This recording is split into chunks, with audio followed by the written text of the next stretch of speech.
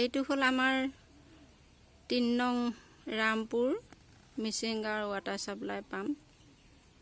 Water supply ইয়াৰ পৰাই যাব। এইটো ওপৰত টেংকিটো বহাইছে, দেখিছে নহয়, সেয়াই।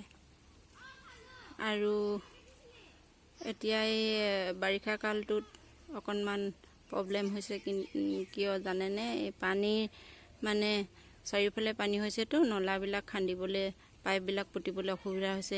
সেইটো কাৰণে আমাৰ ৱাটাৰ সাপ্লাই কাম সম্পূৰ্ণ হোৱা নাই। যেতিয়া বাৰিষা কাল শেষ হ'ব, ভাদৰ পৰা আকৌ আৰম্ভ হ'ব।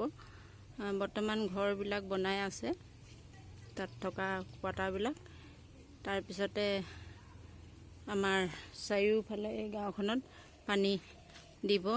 এই দুজনী ছোৱালী গৈ আছে, সিহঁতি ফটো নুতুলোঁ বুলি কৈছে। এজনী আহি আছে। এইটো হ'ল জাগুনলৈ যোৱা ৰাস্তা, আৰু এইটো 6 মাইললৈ এইফালে যাব পাৰি এনেকৈ। এইটো হ'ল ৱাটাৰ সাপ্লাই। মই ইয়াতে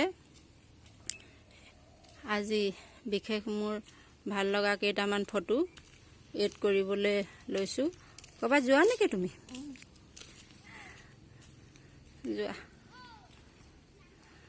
মোৰ পৰিয়ালৰ ডাঙৰ ল'ৰাটো ঘৰলৈ আহিছিলেতো, তাৰ ফটো আৰু আমাৰ পৰিয়ালটোৰ, আৰু মোৰ বৰজনা, লগতে মোৰ হাজবেণ্ড, 4জন ককাই ভাইৰ লগতে মোৰ সৰু বৰজনাৰ সৰু ছোৱালী জলৈ দিব, তাৰ ককা আৰু দেউতাক, শহু তেখেতলোক 6জন ইয়াত মই এড কৰিম, আপোনালোকে চাব।